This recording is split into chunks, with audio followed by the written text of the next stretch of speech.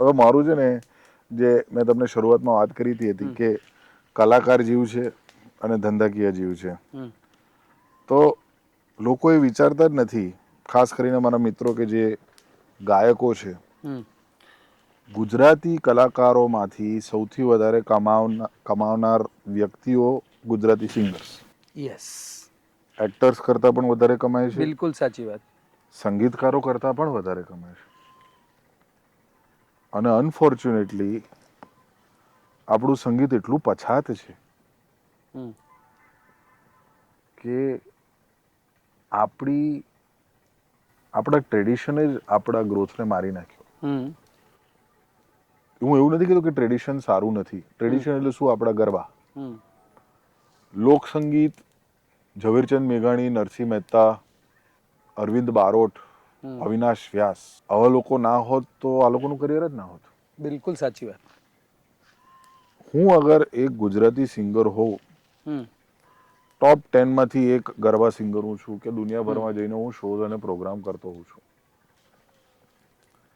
અને હું on an average વર્ષમાં કરોડ રૂપિયા છાપું છું. છાપવું એ સાચો શબ્દ પ્રયોગ છે.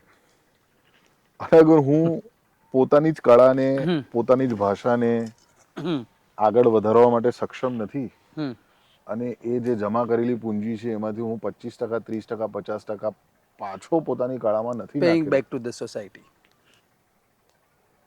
તમે વિચાર કરો સાહેબ, આખા વર્ષમાં કેટલા ઓરિજિનલ્સ નીકળે છે ગુજરાતી ઇન્ડસ્ટ્રીમાં?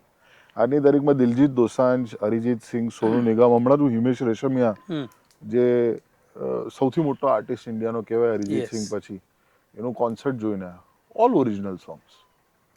ગુજરાતના એવા કેટલા સિંગર્સ છે જે માત્ર ઓરિજિનલ સોંગ સાથે ટૂર કરે છે, આટલા મોટા નામ હોવા છતાં? લગભગ કોઈ નહીં. અને આજની તારીખમાં આ બધા સિંગર્સ બોલિવૂડ સિંગર્સ કરતાં વધારે ટૂર કરે છે, માઇન્ડ યુ. Yes, yes. એટલે ઓછીનું સુખ. આઈ ડોન્ટ નો કે મારા પાસે તો આ પ્રિવિલેજ છે જ નહીં ને. ઓરિજિનલ જ કરવું પડે. હું કોઈ બીજાની જોક્સ ના કરી શકું. ના જ કરી શકાય. નહીંતર બીજા તમારી ઉપર જોક કરવા ધ માંડે. મોસ્ટ આયરોનિકલ પાર્ટ, સાહેબ, ધ મોસ્ટ આયરોનિકલ પાર્ટ ઇઝ કે આમાંના બધા લોકો સેમ ગીતો ગાય છે.